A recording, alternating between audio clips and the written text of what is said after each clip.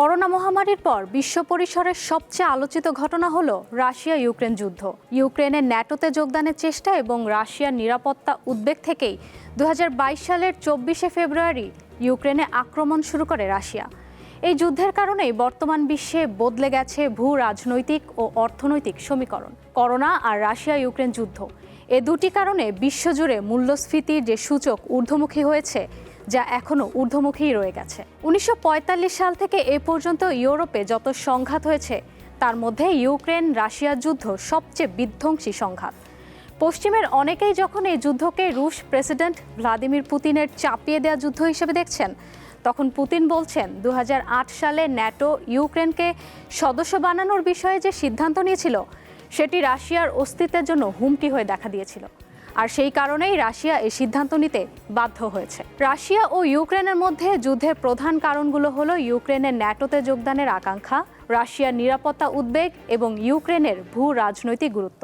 এছাড়াও উভয় দেশের মধ্যে ঐতিহাসিক ও সাংস্কৃতিক দ্বন্দ্ব এবং বিভিন্ন অঞ্চলের নিয়ন্ত্রণ নিয়েও বিতর্ক যুদ্ধের কারণ। রাশিয়া চায় না ইউক্রেন ন্যাটোতে যোগ দিক, কারণ এটি তাদের নিরাপত্তার জন্য হুমকি হিসেবে দেখে।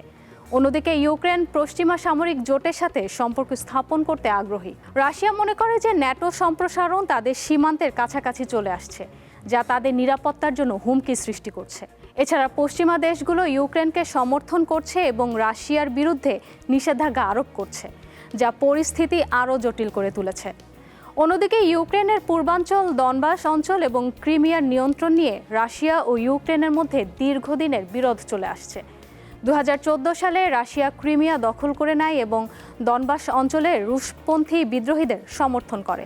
এই যুদ্ধে ইউক্রেন সর্বতোভাবে যুক্তরাষ্ট্র ও ন্যাটো নামের সামরিক সংস্থা থেকে সাহায্য পেয়েছে এবং পাচ্ছেও।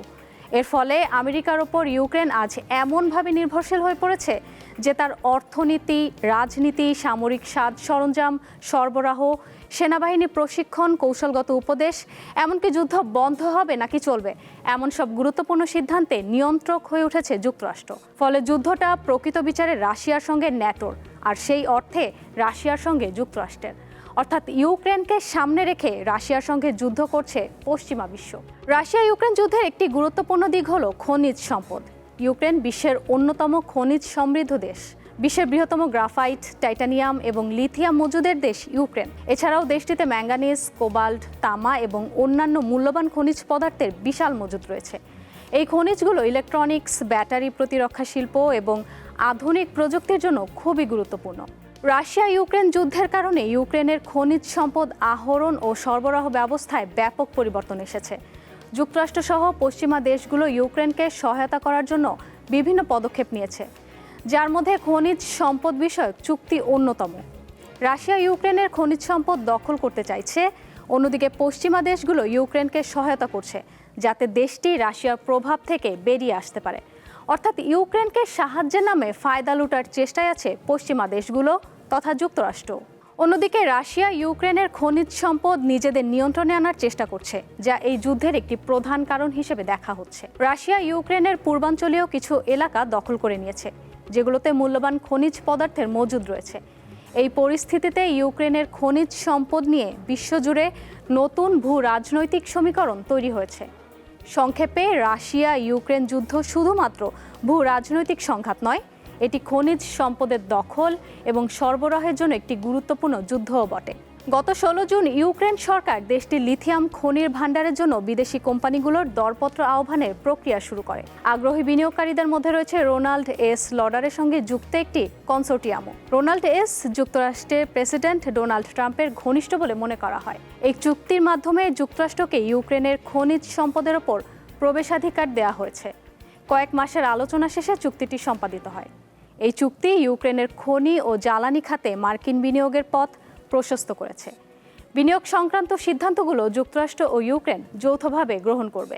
ইউক্রেনের খনিজ সম্পদে ট্রাম্পের প্রবেশাধিকারের দাবিকে অনেকেই ইউক্রেনের সার্বভৌমত্বের ওপর হস্তক্ষেপ বলে কঠোর সমালোচনা করেছেন। একটি যুদ্ধরত দেশ, যেটি যুদ্ধ চালিয়ে নেওয়ার জন্য যুক্তরাষ্ট্রের অস্ত্রের ওপর অনেক বেশি নির্ভরশীল, সে সময় এই দাবিকে অনেকেই শোষণমূলক আচরণ বলে মনে করছেন। যদিও ইউক্রেন ও পশ্চিমাদের সম্পর্কের ইতিহাসে এটা কোনো ব্যতিক্রম ঘটনা নয়। এক দশকের বেশি সময় পশ্চিমা চাপের মুখে ইউক্রেনকে এমন অনেক সিদ্ধান্ত নিতে হয়েছে যেগুলো ইউক্রেনের জনগণের স্বার্থের সঙ্গে সঙ্গতিপূর্ণ নয়, বরং পশ্চিমাদের জন্যই ফায়দাজনক। ইউক্রেনের শাসন ব্যবস্থায় বিদেশি হস্তক্ষেপের সঙ্গে দেশটির অর্থনীতিকেও বিদেশি চাপ মোকাবেলা করতে হয়েছে। পশ্চিমাদের চাপের মুখে ইউক্রেন সরকার বেশ কিছু অজনপ্রিয় আইন পাশ করেছে। যদিও জনমত জরিপে ধারাবাহিকভাবে দেখা গেছে যে ইউক্রেনের সংখ্যাগরিষ্ঠ জনগণ এ ধরনের পদক্ষেপের বিরোধী ছিল। কিন্তু পশ্চিমা বিশ্বের চাপের মুখে ইউক্রেনের প্রেসিডেন্টের হাতে তেমন কোনো বিকল্প ছিলও না। এই পদক্ষেপের বিরুদ্ধে ব্যাপক বিক্ষোভ হলেও করোনা মহামারীর বিধিনিষেধ দিয়ে সেটা চাপিয়ে দেওয়া হয়। এর ধারাবাহিকতায় ইউক্রেনের কৃষি খাত আরও বড় খামারি ও রপ্তানিমুখী বহুজাতিক কোম্পানির নিয়ন্ত্রণে চলে যায়। ইউক্রেনের অভ্যন্তরীণ ব্যাপারে পশ্চিমাদের হস্তক্ষেপ এতটাই প্রকাশ্য হয়ে পড়েছে যে দেশের সার্বভৌমত্বের প্রতি জনসাধারণের আস্থা দুর্বল হয়ে পড়েছে। 2021 সালের এক জরিপে দেখা যায় প্রায় 40% ইউক্রেনীয় বিশ্বাস করেন না যে তাদের দেশ পুরোপুরি স্বাধীন।